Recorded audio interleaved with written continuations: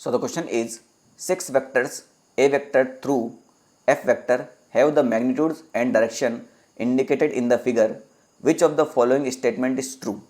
तो बेटा इससे इज इक्वेशन तो आपका क्या ही आएगा, बस इसके लिए आपको दो कंसेप्ट पता होना चाहिए, है ना। पहला क्या, को एक तो बेटा ये ए वेक्टर है और मान के चलो ये बी वेक्टर है, ठीक है। इन दोनों का जो रिजल्टेंट होगा वो इन दोनों के बीच में से ही कहीं जाएगा, उसको क्या लिखेंगे हम, R vector is equal to A vector plus B vector. एक तो ये बात पता होना चाहिए। दूसरा है वेक्टर शिफ्टिंग। वेक्टर शिफ्टिंग क्या होता है, जैसे ये कोई ए वेक्टर है तो इसको मैं पूरे इस प्लेन में कहीं भी शिफ्ट कर दूंगा। अगर मैं इसकी डायरेक्शन सेम रखता हूँ तो मैं इसको ए वेक्टर ही लिखूंगा, कहीं भी शिफ्ट कर सकता हूँ इसी डायरेक्शन में। मगर मैं इसको शिफ्ट करता हूँ यहाँ और ऐसे लिखता हूँ तो फिर मैं इसको माइनस ए वेक्टर लिखूंगा। बात समझ में आ गई। इन सबको मैं ए वेक्टर ही लिखूंगा, कहीं भी शिफ्ट कर सकता हूँ इस प्लेन में।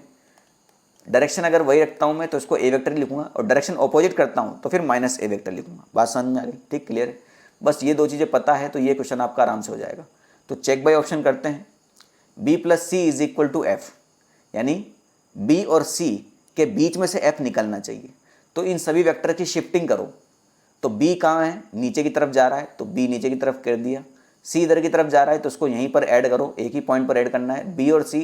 तो एफ वेक्टर इधर आना चाहिए, तो आपका ये आंसर क्लियर हो जाएगा। मगर एफ वेक्टर जा रहा है ऊपर की तरफ तो एफ वेक्टर को यहाँ शिफ्ट कर दिया। तो क्या B plus C is equal to F लिख सकते हो क्या आप? नहीं लिख सकते ना भाई। बी और सी इधर है तो B plus C is equal to F कब लिखते हैं, जब एफ वेक्टर यहाँ बीच में से जा रहा होता। एफ वेक्टर तो यहाँ जा रहा है तो हाल फिलहाल आप B plus C is equal to F नहीं लिख पाएंगे। दूसरा है D plus C is equal to F. तो डी किधर है, ऊपर की तरफ, ठीक है। सी किधर है बेटा आपका, इधर की तरफ। तो एफ आपका किधर आना चाहिए, इधर की तरफ। मगर एफ किधर है, वो तो इधर की तरफ है। तो क्या इन रिजल्टेंट इन दोनों के बाहर आ सकता है क्या? नहीं, इन दोनों के बीच में ही आएगा। तो ये ऑप्शन भी गलत हो गया। D plus E is equal to F. तो डी किधर है, ऊपर की तरफ। ई किधर है, इधर की तरफ। एफ किधर है, इधर की तरफ। तो क्या ये तो पॉसिबल है ना भैया, डी इधर है, ई इधर है, तो इन दोनों का जो रिजल्टेंट होगा वो इन दोनों के बीच में से ही जाएगा। तो ये आपको ऑप्शन करेक्ट होगा। अच्छा, ये भी चेक कर लेते हैं। B plus E is equal to F. तो बी किधर है, नीचे की तरफ। ई किधर है, इधर की तरफ। तो इन दोनों का रिजल्टेंट यहाँ आना चाहिए, मगर एफ किधर है, इधर की तरफ, जो कि पॉसिबल नहीं है। तो आपको दोनों कंसेप्ट पता होना चाहिए कि जो रिजल्टेंट होता है वो दोनों वेक्टर के बीच में से कहीं निकलता है। एग्जैक्ट बीच में से निकलता है वो एक कंडीशन होती है, मगर बीच में से ही निकलता है कहीं से।